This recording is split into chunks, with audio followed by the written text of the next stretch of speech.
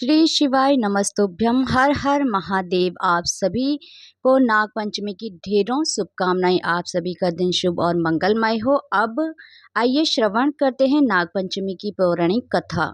नाग पंचमी की पौराणिक कथा के अनुसार सालों पहले एक नगर में किसी सेठ के 7 बेटे रहते थे। सभी की शादी सेठ ने समय रहते करवा दी। सातों बहू मिलकर घर का काम भी किया करती थी।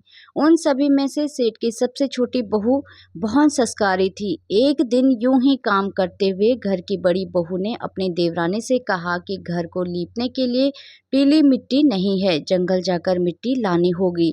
जेठानी के ऐसा कहते ही सभी उसके साथ घर लीपने के लिए मिट्टी लाने के लिए निकल गई। सभी खुरपी से मिट्टी निकाल ही रही थी कि तभी सबसे बड़ी वाली बहू को एक नागराज नजर आया।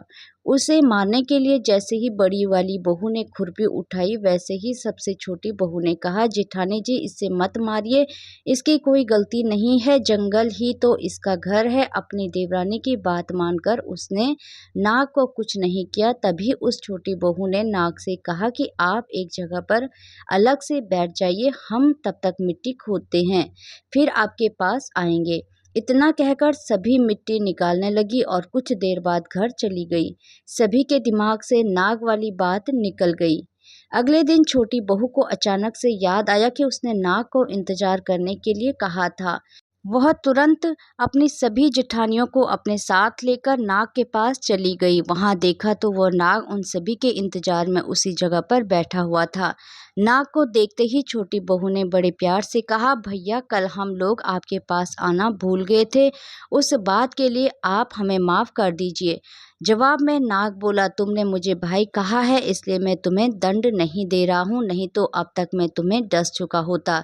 आज के बाद से तुम हमेशा के लिए मेरी बहन रहोगी। अब तुम अपने भाई से कोई वरदान मांग लो, मैं तुमसे बहुत खुश हूँ।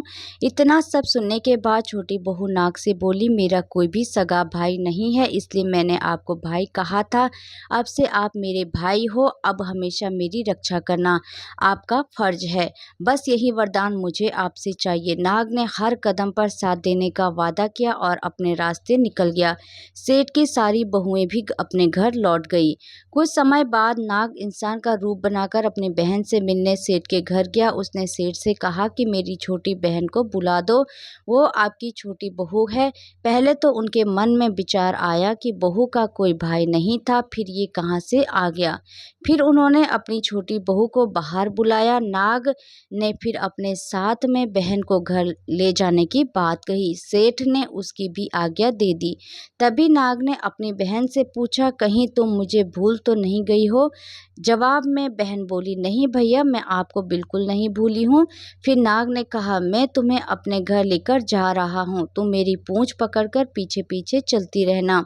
उसकी बहन ने वैसा ही किया। कुछ ही देर बाद वह एक बड़े से मकान में पहुंच गए।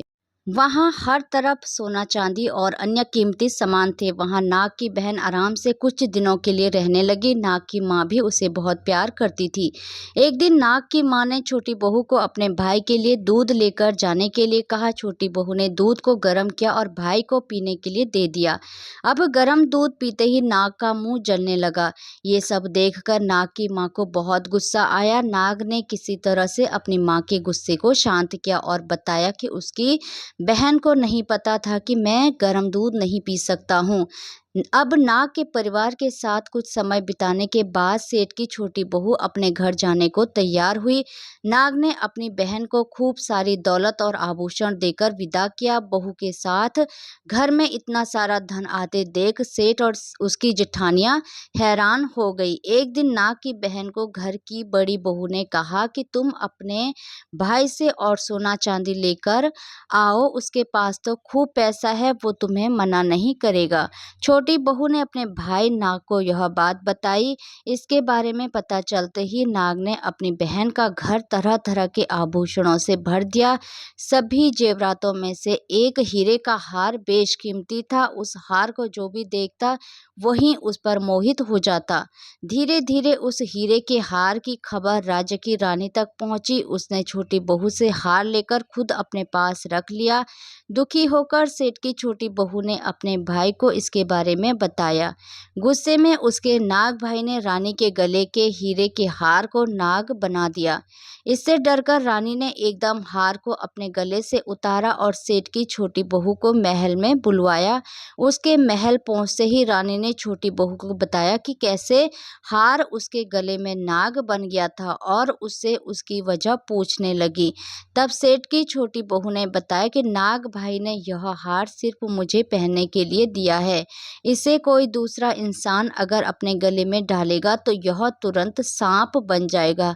इस बात को सही साबित करने के लिए रानी ने सेठ की छोटी बहू को सांप बन चुके हार को पहनने के लिए कहा। छोटी बहू ने जैसे ही नाग बने हार को गले में डाला तो वो दोबारा हीरे के हार में बदल गया। महारानी ने ये सब होते हुए खुद अपनी आंखों से देखा और हैरान रह गई। अब उसे सेठ की छोटी बहू की बात पर यकीन हो गया। उसने हार छोटी बहू को अपने साथ लेकर जाने के लिए कहा। इतना सब होने के बाद रानी ने सेठ की छोटी बहू को कुछ सोने की मुद्राएं देकर महल से विदा कर दिया। अब सेठ की छोटी बहू घर में सोने के सिक्के लेकर पहुंची। यह सब देखकर सेठ की बड़ी बहू को जलन होने लगी। उसने सोचा कि क्यों न ऐसा कुछ किया जाए जिससे देवरानी परेशान हो जाए।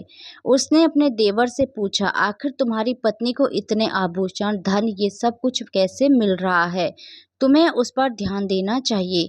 यूं ही तो कोई किसी को इतना सारा धन, जेवरात और सोने के सिक्के नहीं दे देता है। पता करो कि आखिर मामला क्या है। भाभी से अपनी पत्नी के बारे में इतना सब सुनने के बाद उसके मन में अपनी पत्नी के लिए शक पैदा हो गया।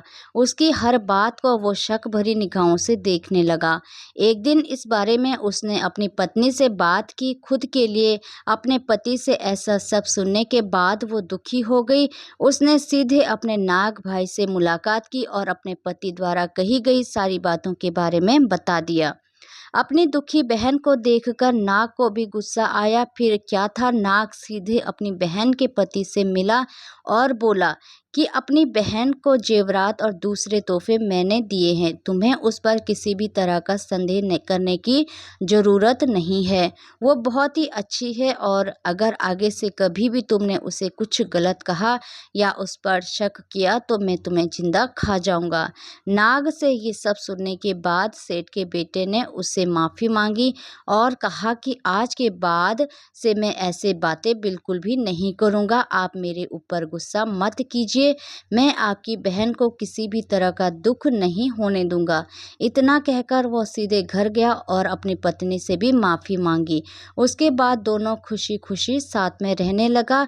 इसी तरह सेठ की छोटी बहू हर तरह की मुसीबत में अपने भाई को याद करती और वो उसकी परेशानी को दूर कर देता। इसी तरह नाग पंचमी का त्योहार शुरू हुआ और सभी महिलाएं नाग को अपना भाई मानकर पूजते हुए उन्हें दूध पिलाने लगी। हरे कृष्णा, राधे राधे। भगवान श्री कृष्ण और राधा रानी की कृपा आप पर बनी रहे। जय श्री राधे।